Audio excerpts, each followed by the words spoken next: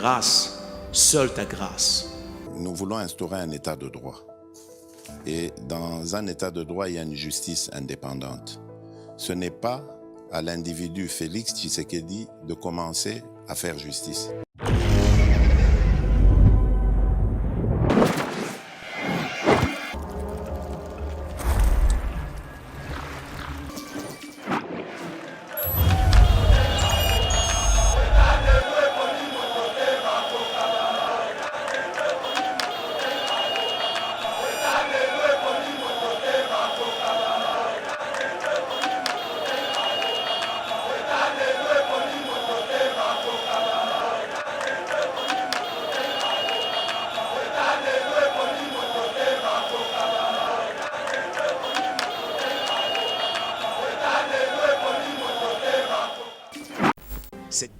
Bonjour mesdames et messieurs, bienvenue dans notre émission Éveil patriotique, émission Oyotobetaka Maïmatali politique, ko solo la yango, ko proposer ba solution, ko dénoncer ba antivaleur, ko lobela bae bazali na makoki ya kolobate, mais grâce na biso quand même tout ça l'effort de sorte que to lobela bango. Alors na yango toko lobela Maïmatali ville province à Kinshasa au kokis il y a ba députés nationaux bongo chapeauté par Jean-Marc Akabound Bazali bongo ko regretté par rapport à nenge ville à Kinshasa et commis, c'est-à-dire c'est inacceptable une ville comme la nôtre.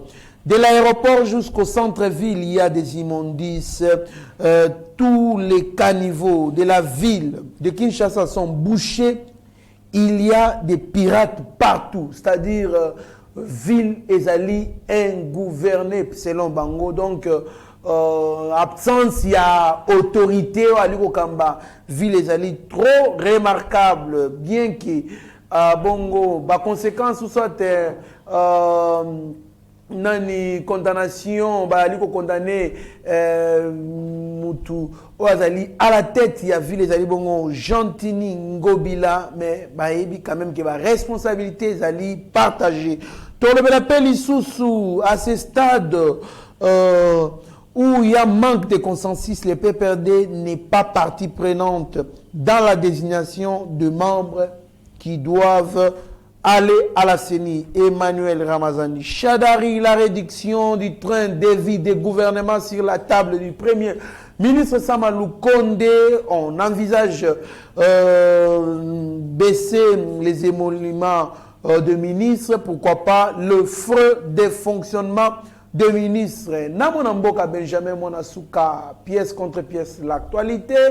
Dès que na mozindo ya maye na oti ko annoncer bino mwana mboka Benjamin Monasuka mbote ndeko Trésor Kandolo mbote na balandi nyonso to ya Yeba TV bazuli bakwa kolanda biso partout dans le monde oyo tozali so mukona lelo pona ko servir bango et tokoyesa bino kaka bo partager ba vidéo na biso et pona mboka na biso Congo on est prêt à kosala nyonso le Congo d'abord. Merci beaucoup, Mwana Mboka, Benjamin Monasuka, Tolobela Bongo, Touti Kolanda. Déclaration, il y a Jean-Marc Abound, na Kokis, il y a députés nationaux, il y a Kinshasa, Bali, qui regretté, Kinshasa Salité, Kinshasa Solo, Kinshasa Bafoulou, Kinshasa désordre, bambouteillage, Bitumba, entre les agents de l'ordre. C'est trop regrettable. Que pensez-vous na musala oyo ba députés provinciaux o bazali bongo na mandat yako contrôler gouvernement provincial basali yangote mais c'est les députés nationaux qui pensent faire cela à leur place. Réaction na ndenge nini monambo. Réaction na ngai eko se situer na auto bengi trois éléments o ezali capital.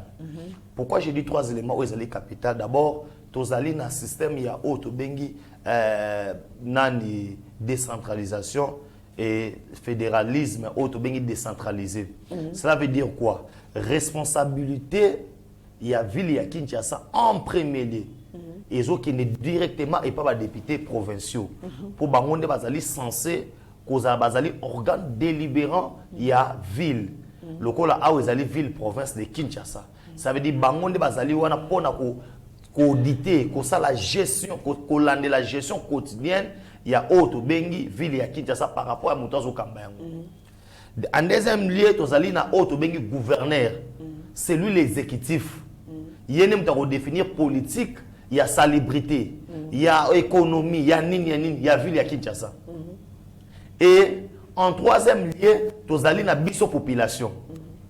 Oh, il faut rendre ngumba na biso peto. Mais population rendre ngumba peto bongote et c'est une politique. Il y a autre bengi salubrité et landa. Politique, par exemple, nuisance sonore. So ba makelele leki na ville à Kinshasa. Oh ba mituka kimbambala partout par-ci par-là. C'est le gouverneur. Maintenant, comme ezali ville, ezali province. Ezali capitale de la République démocratique du Congo.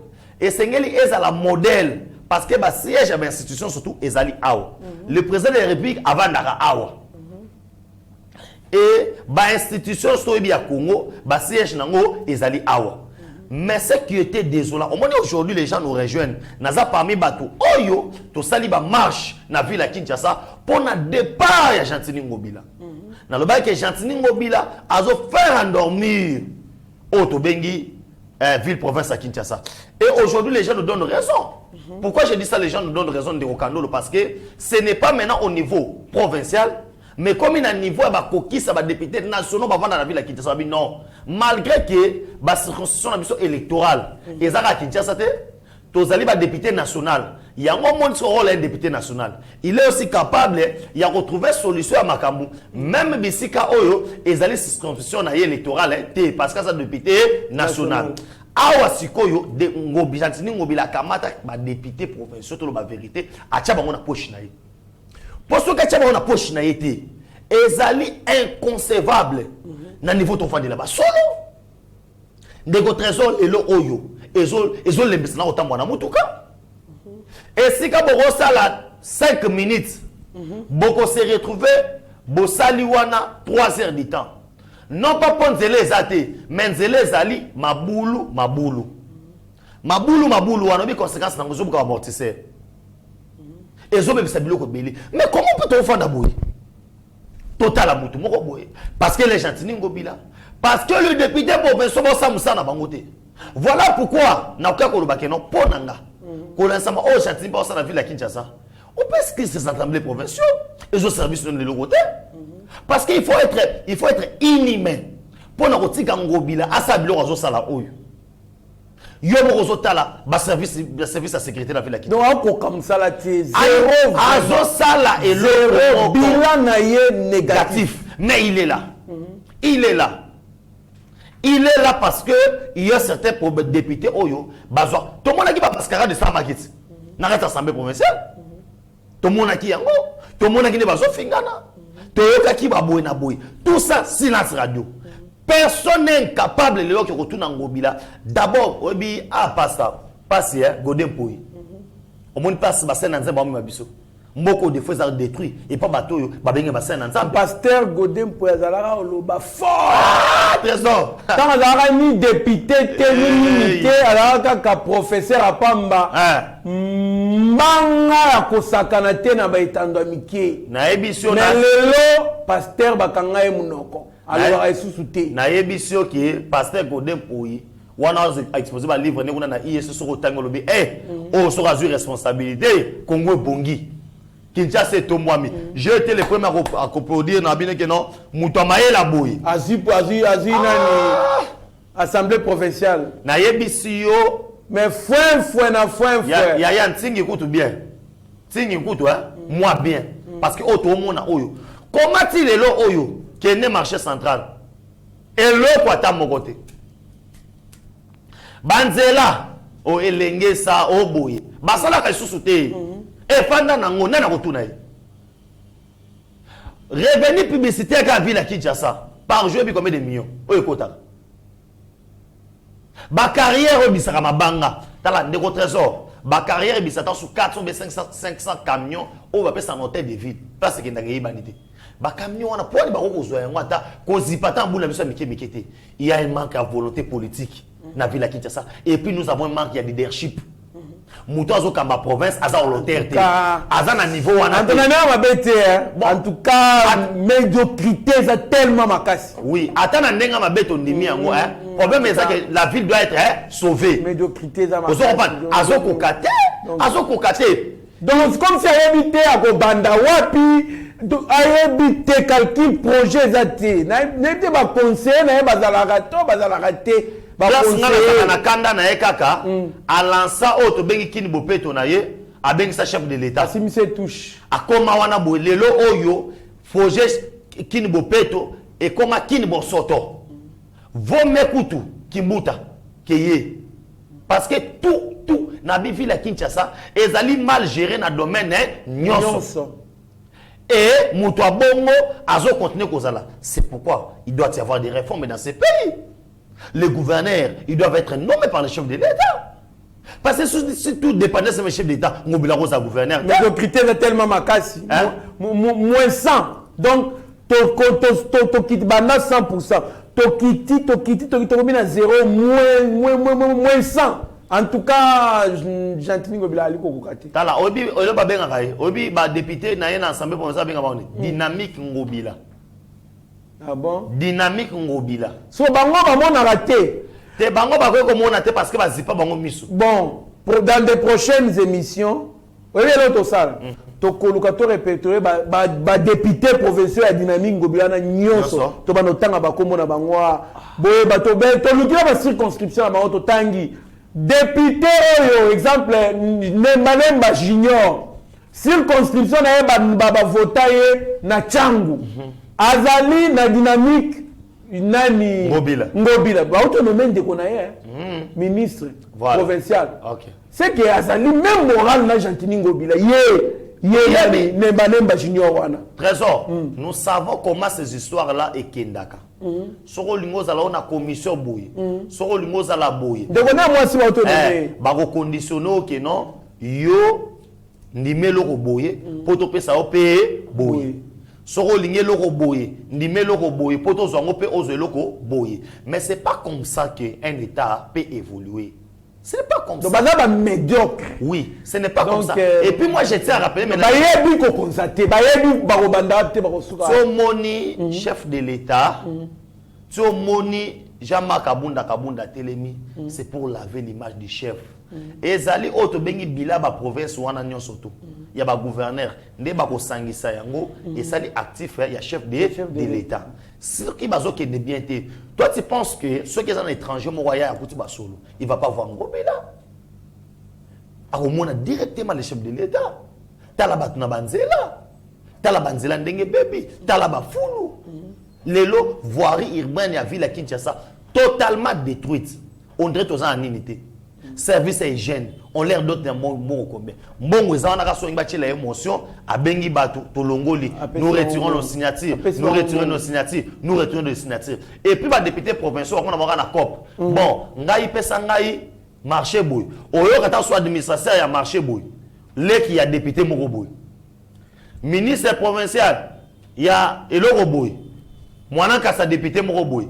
DGRK. Oyoka ote mama le qui a député boy ba kaboli bongo yango moyeba mona na misu ezalité mais Kinshasa ezali détruite nazo mitu na est-ce que Gentini Ngobila za kinwa pena solo parce qu'il faut avoir mal taka muta koma tina niveau que néglise à moment olangi bo sambela pona nga po ba fulo nazo mona Kinshasa ezaki ndoki non c'est pas kindoki ezali ndo zali incompétent. Moi je pense que ceux qui zali incompétent sont quitter oyebi c'est pourquoi j'aime l'homme blanc.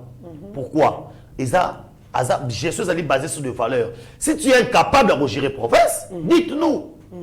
Pour ne jamais Kabunda Telemi, accompagne que non, électorat n'a pas vu la Kinshasa qui n'a pas. Ezamo amba. Namo amba wana. Barotu na épée, yope qui était élina nationale. Et là connu nous sagi pour na Gentini Ngobila. Et puis, osa parmi bateau bazo kamba parti présidentiel. Oyope IDPS ça na ba député belé. Première force politique de l'Assemblée provinciale. Il faut dire la vérité. C'est l'IDPS. C'est l'IDPS qui est sa première poste politique. Non, na ville pour ça Kinshasa. Oui, c'est l'IDPS. Député Belé. Ah oui, on ne doit pas se voiler la face. Plus de 10 députés maintenant. Et provinciaux. Ah, provinciaux plutôt. Voilà, vous avez plus de 10 députés. Ça veut dire, beaucoup faire bouger. Beaucoup faire bouger Ngobila. Si ça ne marche pas, il y a un moment de responsabilité. Parce que ces gens-là, Obajama Kabound, Fabrice Poué, Batoutou, Batambola na ma papa, Batambola na se. On voit comment il y a des difficultés. Tout le monde a une politique. Politique, il y a mal au développement de la Kinshasa des trésors na biso et stratégie là bangote na ka bake boli misanga vraiment en tout cas on est mayel le pena ya ko bongisa na Kinshasa ezandete manque ya ba idée exacté. Les moyens il y en a parce que on peut que le moyen va récolter ba moyens. Il y en a l'épée qui y a là bien que Kimbuta tika ba nyongo mais l'épée là on peut toujours faire quelque chose. Est-ce que pour ba sopa ba mabanga na ba place etimba mitima ba mabulu mabuto za manzela ça demande quoi? Rien du tout. Ça demande quoi? Manque de volonté. Aujourd'hui banzele c'est la tepoani.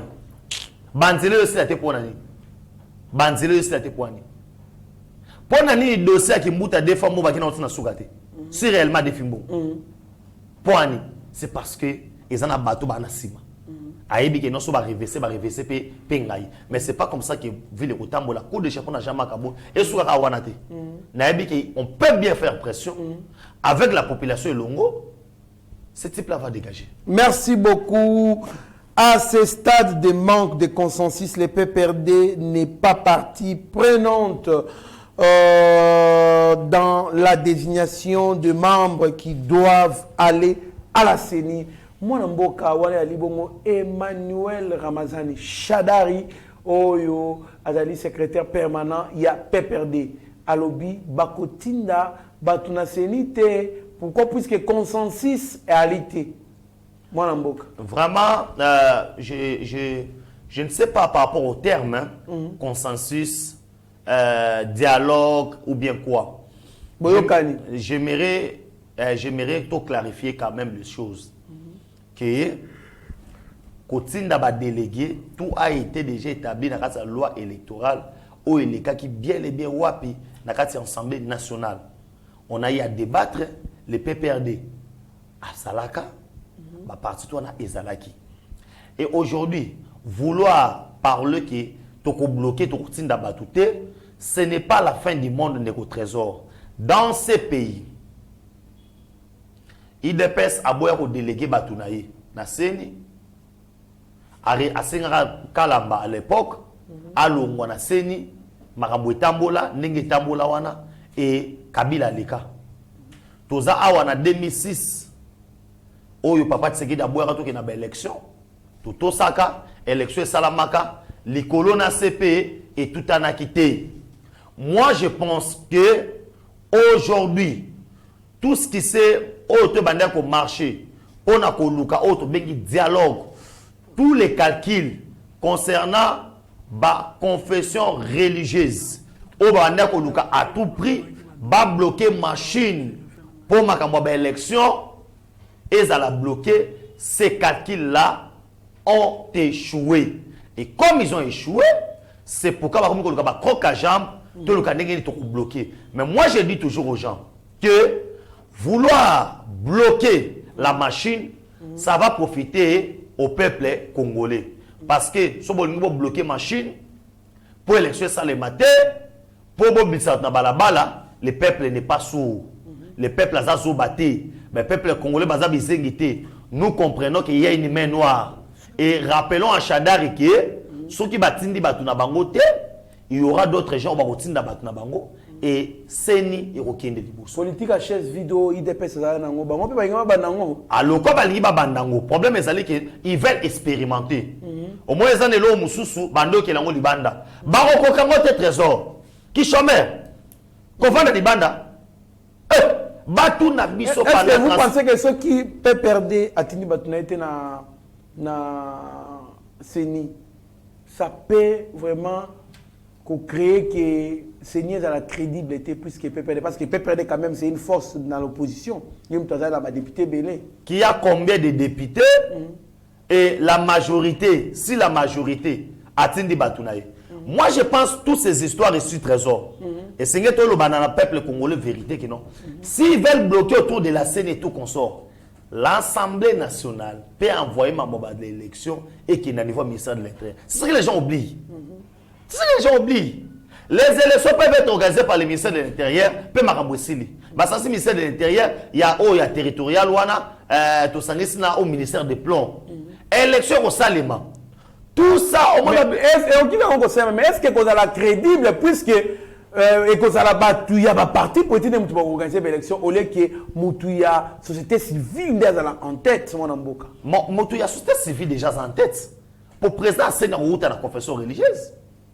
Mais est-ce que vous pensez que ceux qui l'élection comme au sein du ministère intérieur est-ce que c'est n'y qu'on existait? Voilà, c'est là où maintenant c'est ça la question que j'ai. Si ils veulent bloquer. C'est comme si il y a une solution A. Dans une solution B. Au cas où elle royaume le mec non, il fallait n'ayamba par exemple le pasteur Guili. Ce pasteur Guili a été Benjamin Azan vous remplacer. On va lancer l'émission parce que pasteur Guili a quitté. De faire l'émission avec les mêmes questions mais autour de mon année. Ça veut dire il y a toujours moyen. Rien n'exclut que l'élection ça dans le ministère de l'Intérieur.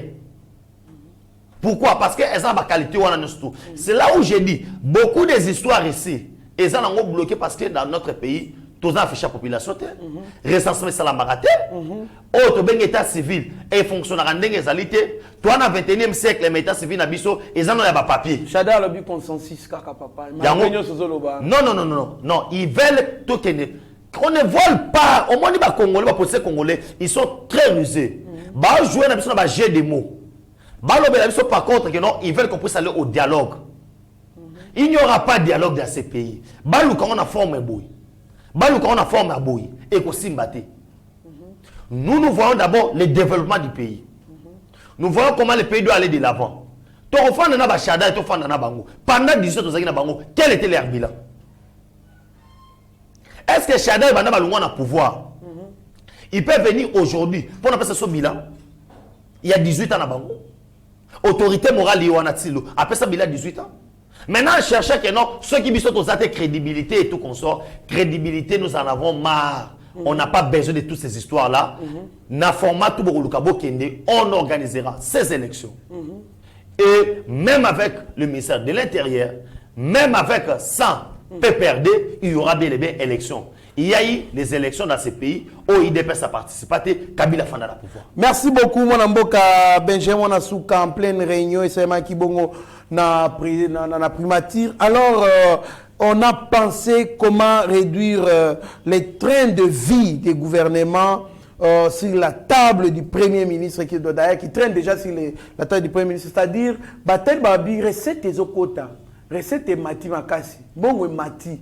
Mais il y a un problème. Bon webele kendaka na fonctionnement il y a l'institution qui est plutôt na réalisation il y a au peuple ali koluka. Donc bah, besoins fondamentaux il y a peuple congolais. C'est ce que babi bavandi basolo babi il faut pas réduire train de vie. Il y a ministre, il y a membre du gouvernement, c'est-à-dire 2 points de Kozala, bon réformer. Il y a quoi? On va baisser les émoluments des ministres. Salaire na bango et kokita. Donc, dire salaire c'est autre chose. Donc, rémunération na bango et kokita, émolument et kita ba obanda. Kofuta bango sous ne va futa bango likolote ba oui $8,000 et consomme. Et puis il y aura aussi la baisse des frais de fonctionnement des ministères. Et dans le ministère, il y a 8 millions. Il y a fonctionnement, et qu'on sort 7 millions, 5 millions, et qu'on sort. Alors, Biloko, surtout, on va revoir ça à la baisse. Est-ce que vous pensez que ce qui va réduire le train de vie, il y a un ministre, peuple congolais qui se retrouve en termes de salaire, na fonctionnaire, pourquoi pas payer bon sous ce qu'on a la surplus, engager Batou, taper la fonction publique pour payer aux ambons. Réaction. Bon, bah français, bah lobby la charité bien ordonnée commence par soi-même, mon frère Trésor. Et aujourd'hui, si on veut avoir des institutions fortes, il faudrait qu'ils puissent avoir aussi des hommes qui sont capables de prendre des décisions Et même si les décisions, on a ça la passe aujourd'hui. Selon la statistique, Balobi, une affaire à 65%. Il y a mongo cannabis et qui n'a pas train de vie à l'institution. Na repère exemple moko. Na milliers oyo insécurité à ma cité. Le ministre peut se déplacer na jeep mort à la police. Na kata jeep wana pe. Bako chata 4 policiers. Ceux qui caméramen, ceux qui journalistes pour nous découvrir venant bako à la moko. Mon a déjà un ministre va se déplacer na 12 véhicules. Yo mode atala quoi carburant na monde. Tala quoi bateau tambo na bango. Est-ce pour ministre alungwa qui ne matongé, il faut qu'il ait dans son cortège à 12 véhicules. C'est regrettable. Et tout ça, tant qu'on a une enveloppe globale, et ça lokola, tozo côté ça est belé, mais tozo bimi ça en désordre. Tozo bimi ça peut belé. La dépense moko boy. Voilà, otoko obakoko lobakeno désormais. Comme ministre, il faut appeler ça par exemple un il y a 3 chambres. Na kati yote mwana mbona ochoka maloba mnoko nde baloba ke 80% donc 70 à 80% budget na biso ke ndakana fonctionnement ya mboka. L'institution politique to basela ngo. OK. C'est pour vous dire quoi trésor. Qu'est-ce aujourd'hui? On comprend que makamo abanda koloba. Ezaki ba slogan te. Si au moins le gouvernement baba wario, je pense qu'il a été parmi bateaux qui ont couvrir événement sur séminaire. C'est ça. Fouille séminaire. Changement total. Il y a ça le lit à Makambo. Voilà. Beaucoup ça a $1000, $800. Et autres qui sont dans la catégorie à bateau. Par rapport à Ebele Batikali. Va vivre na. Tocha j'estime à tochata 100 personnes. Moi le compte à $1000. Sur 100 personnes, 20 personnes. N'a pas cet exemple. 20 personnes basé belé. Voilà. 5 personnes. 5 personnes va vivre à 80 millions de Congolais. Notre gouvernement c'est combien? Toute institution surtout, c'est pas au-delà de 1000. Voilà. 1000 personnes. Parce que bêta calcul que non, 5 personnes, va $850. Mais auto bengi, oui 80 personnes, va vivaka na auto bengi $150. 95 personnes. 95 personnes. Imaginez-vous trésor. Qu'il y a de ces gens-là qui sont incapables na oba tushaka. Basa na wata une semaine.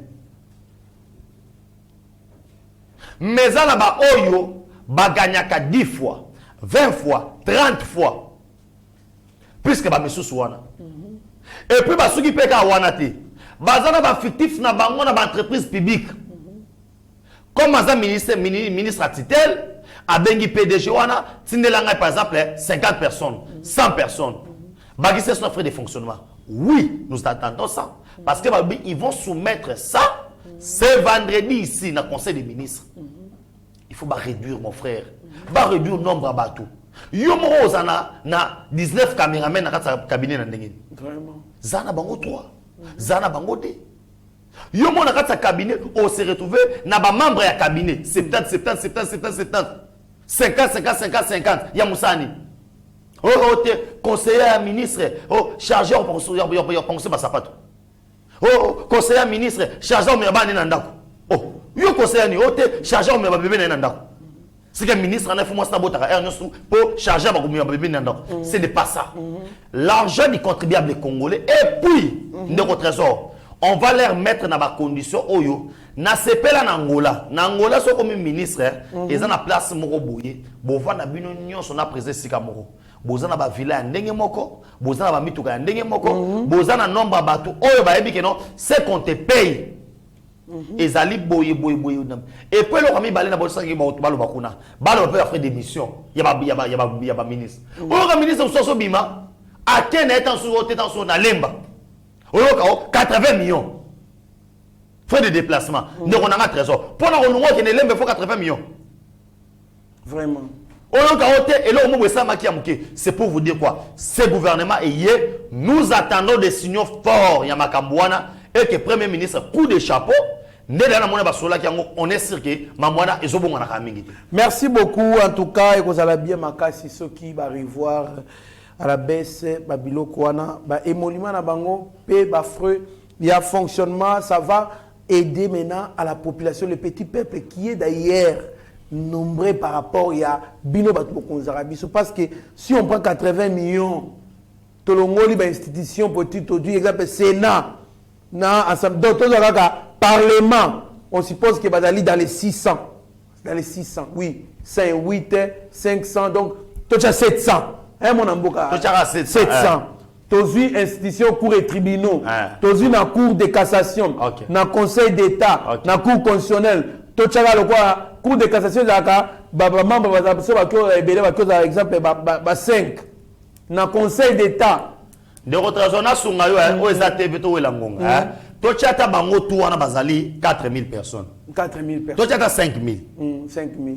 5000. Toza estimation pour te barrer nombre tozate. 80 millions. Moins 5000.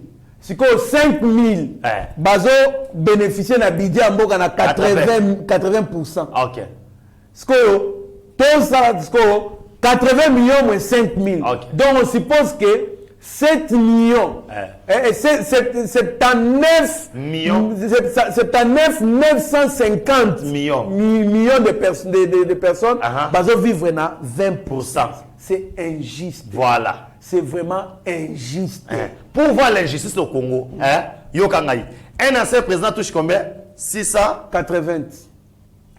Dans les pays, tous parmi les pays les plus pauvres du monde. Les pays les plus pauvres du monde. Pas en termes de minéraux, qu'on se comprenne pas en termes de minéraux. On parle en termes de revenus, budget. Tous parmi les plus pauvres du monde. C'est quoi yoga? Pays où est les plus riches du monde. Un ancien président touche à 15 000. 15 000 dollars. C'est quoi balance ou en français dans le poto paradoxe. Voilà. Donc côté mutatos est mêlé à mouké, côté mutatos est mouké à belé. Maintenant dis-moi qui ont voté les lois? Les députés nationaux. Les soi-disant donneurs des leçons, les Emmanuel Ramazani Chadari, tout ce qui parle, qui vous fait des bruits, c'est eux, les Fayoulou, les Moussis, c'est eux qui ont voté cette loi. Et personne n'a ça la marche. Bilo c'est la marche de Yangoyo. Et là, la population peut mener la balabala Yangoyo. Ou on peut analyser dire que non, vous avez raison. Bah, il faut attaquer Yangoyo. Mais bah, si on va Benjamin, on a souvent attaqué, on a cours constitutionnel. Si le long qui n'a pas de dossier, ça et là. Na moi na non goya ko mama ba beto ta masasi tozongi sana ma ele mwasima mais botala mambo ça la biso. C'est pour vous dire que non, les pays étaient entre les mains du diable. Et maintenant les Congos sont en bon en Zambie, toujours on a révisé makambo malembe. Qu'ils veuillent ou pas, basse pélaté, tous ces gens là vont faire quoi? Il faut quitter ce train de vie là-bas. Merci beaucoup, Mme Boka Benjamin Asuka. Pour finir avec l'émission d'aujourd'hui, l'inspection générale des finances précise qu'elle a trouvé dans les comptes de la CNSS une somme totale de 204 millions pour plus de 10 ans. On a pour plus de 10 ans, stock, travail, récoltant, c'est 204 millions. À la suite de la patrouille financière, les liquidités de la CNSS sont passées à 314 millions de dollars. Wana na période de 6 mois. Donc pendant plus de 10 ans, CNSS, donc Conseil national de sécurité sociale, Moussa na salaire à fonctionnaire nyon surtout à l'État, il y a l'ongolaka, mbongo, na chaque mois, mbongo ne kendaka na caisse. Il y a un liboso ku tezaka, ba ko tu caisse, bozo la ki conseil. Ba ba ni CNSS. Donc ba longola ba bombeli mutu. Pourtant on kende retraite. Ba longole mbongo na ye wana, ba banda ko pesa chaque mois. Alors mon mboka, Benjamin Asuka Natan wana plus de 10 ans va travailler à 204 millions mais Natan mukio il fait comme ko tchaba mo musukusuku à la fin du mois il a contrôlé recette et mati pendant 6 mois va réaliser exploit. Réaction dans les années. Ndeko Trésor, le régime de Kabila était basé sur Kanga, Beta, et il avait utilisé un instrument autobéni en air, avec entre autres autobé Kalev Moutonde. Et le régime Yamokonza Mboka, aux autres trônés l'état des droits, et Monique, non pas Mboka qui est de l'Ibosso, on a coincé, Babisiko Mbongo côté là, entre autres, régime financier, entre autres, entreprises publiques.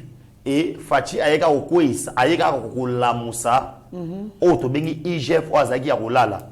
Et il a donné confiance à un fils digne du pays, de père et de mère, Gile Alingeti. Oyo Moussala Naye, les deux sur Bomba Maté, et Zanakata Salema, comme il est faux. Pourquoi Ndeko Trésor? Voyez comment le pays était détruit. Si, dans 6 mois, on a 314 millions.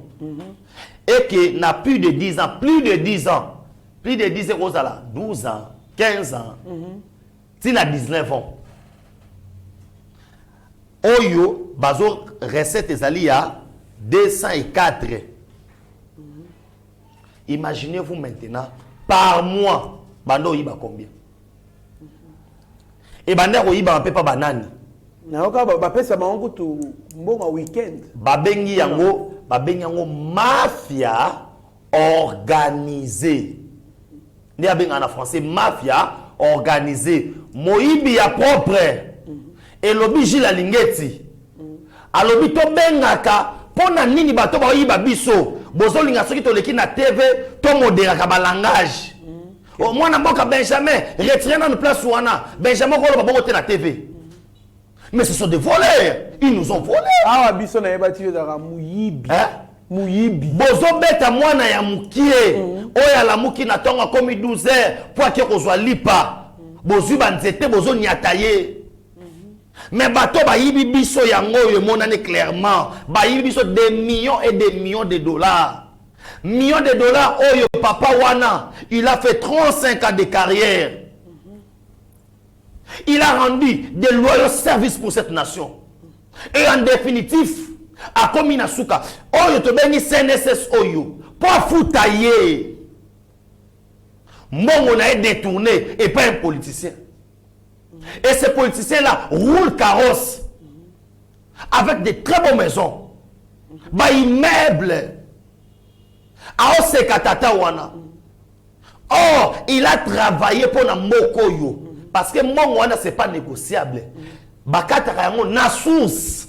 Na salaire na ye. Yango na lobite na source. Toki na ye na source. Balongoli ba moko. Alinga lingate. Ekendaka kuna. Metango sisi musala yango. Ebele ba pika ba crise. Ebele. Ebele ba tuta ba na ba boulevard. Lelo ba kendaka ba ki osenga. Baso kambongo na bango ta sécurité sociale.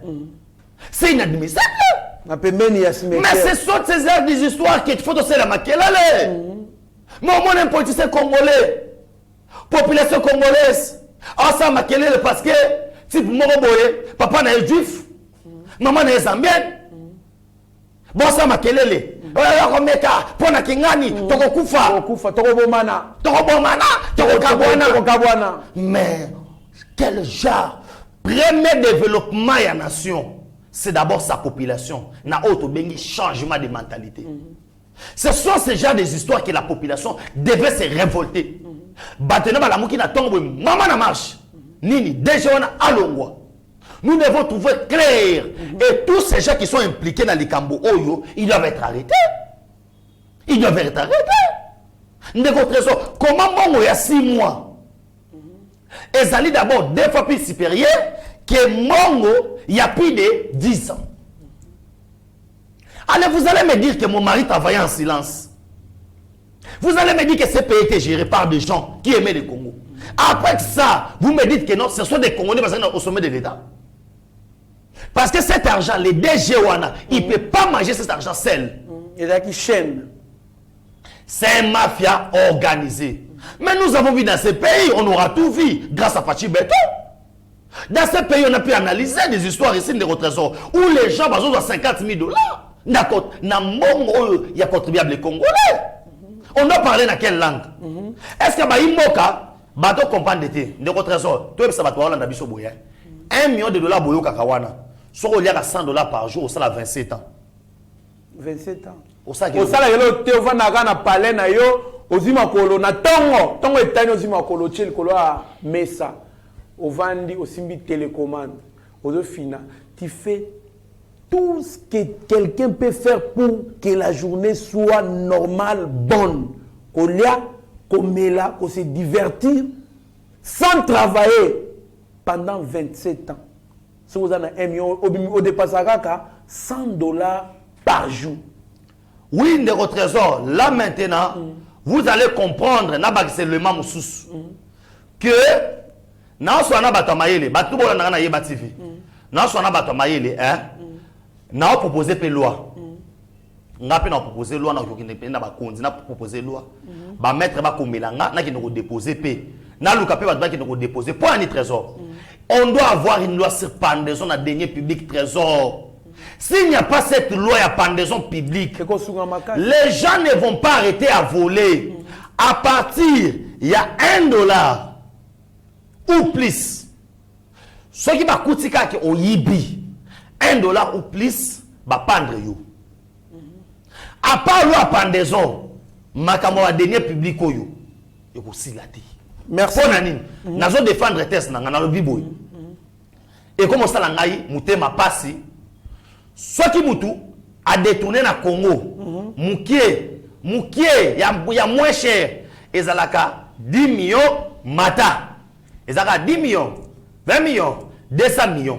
Mokoloka na mboko ya ngai, marquoi na stade de marché ezalaka 400 000 dollars. Et le kobo na aéroport, ezate poani, o ezalaka cher en combien? 200 000 dollars. Wan ezalaka cher. Babi soane kufini oh non. Et c'est à 80 000 dollars, mais l'État a besoin de bongoté. Mais l'État a besoin de bongoté. Comment les gens peuvent vous bouffer autant d'argent? Notre trésor permet de quelques minutes. Comment les gens peuvent bouffer autant d'argent? Et à l'œil, tout le monde regarde. C'est parce qu'il y avait un système. Il y a un monde, quand nous disons des pères et des mères, nous disons que tout serré ceinture, les gens ne veulent pas. Parce que ce sont des voleurs. On ne peut pas couper ça va voler, traitement digne. Non, on doit les traiter, ce sont des voleurs. Merci beaucoup, moi Mboka Benjamin Nasuke Ali Passi Mingi. Je pense qu'il faut miser beaucoup plus sur la volonté, l'amour de ces pays pour Mboka et Bonga. Na un dossier moko, il y a que je dois dénoncer na obanda étape par étape tout comment Monsieur Abdallah Safidine na associé na Monsieur David Fakouri Batoumi Balewana sont des associés. Monsieur Abdallah zaki une entreprise na une société ferme internet. Il a livré ba produit na société service Air New West. Batoua va faire travailler les Congolais na biso bandeko na nga mibale va faire travailler bango pendant plus de 4 ans ba foutu bango mbongo ti. Il fait devoir bango ba mbongo moko boye mais ils ont pu accepter moi na mboka Benjamin il y a corrompre plus de 1 500 000 il y a corruption ba corrompre ba généraux ba magistrats na ba ministre ya ta ya fachi oyo na ba tanga ba kombo mais ba boye ko futa bandeko wana mbongo eza moins que wana so ba pesi mbongo boye na justice et konso ba to justice bakati ba pesi bango ba miette alors na koyana ba détail belé ba société na nezaki ba société moko fictive tout ça sous la couverture des autorités ba autorité oyo bazali bato bazaki ko bunda na opposition qui est Kabila qui est des consorts mais bazo continuer système à Kabila na façon mususu. Ministre, il était ministre délégué place Moroboui. Nakoyana ba détail. Je pense que entreprise Eber Cooling ayebi makamna ali koloba oyo. Alors bo soigner boluka bandeko o boza bango problème oyo de sorte que ba trouver solution ba pesa ba mbongo na bango. Abdallah, il est libanais d'origine. David Fakouri Azali franco-libanais. Donc, Ehebani, n'a pas de détails dossier na ba émission na tanga na ba kombo.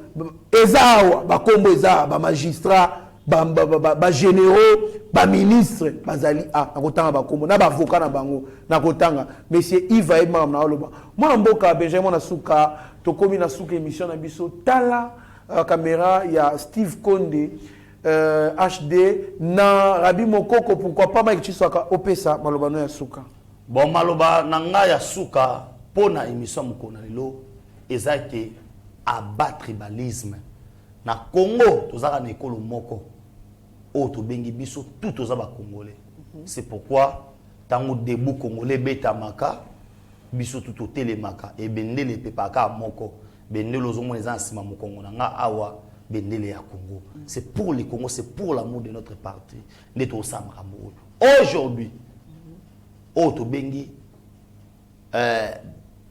60 quelques années passées on a maintenant un président ou azali 100% congolais il faut soutenir na ko sa ba imboka boy makambo ezaki comme étant slogan le lobby d'avion so moni le na lobby tant soutenir officiel na site yaba nazocha mututo en défi komelanga na commentaire ceux qui billet na Congo eza pris wana te lobaki no Benjamin beaucoup saki awa pe nazo ebisa yo ministre économie lobby premier ministre basoaki na président FEC pour vous dire que les Congolais qui marqué muke na liboso mais to sengi na yo polo baka mingi yaka to sa musala et ngana proposer au bilanga na auto bengi élevage numéro de contact c'est ngana piste 143 9 70 40 89 57 piste 143 9 70 40 89 57 pona ba o bazolo ta bulo ndeke no Congo ba travailler ba tracteur te bazana ba comprendre na bango te na pesi merci na bon séjour na autobi maman na ngai maman blessing lumière tumba pourquoi pas papa Hervé dipa dans Zambi na bo sanité maman nya shinande maman muté malamu mère nzamba pambule belé balobi pinzola mbis na kati balé atana on là moi ba yeba ezate c'est pour vous dire que on est ensemble les amis de Benjamin Mona Suka kuna na Maroc vraiment on est ensemble pour kala mingité tous aura appelé pour to beta masolongo ndenge ezalaka merci beaucoup. Merci beaucoup mon amboka Benjamin Nasuka, merci na batu nyonso obana biso Chacho Pipo de Madrid, Sami MTC na États-Unis, merci na Guilhem Pinda na Cape Town, merci na monsieur Zéphie Lomele, pourquoi pas Jacques Pongo, merci na batu nyonso basaka be fort de sorte que en tout cas ba guider biso ba pesa biso ba ligne de conduite ba remarque ba suggestion na bino esunga biso makasi. Merci na équipe Mobimba ya Yeba TV boza la brancher sur Yeba TV boza décider mieux vaut être maître de silence que plutôt esclave de ses propres mots. Merci. Seigneur, que ta grâce, seule ta grâce. Nous voulons instaurer un état de droit. Et dans un état de droit, il y a une justice indépendante.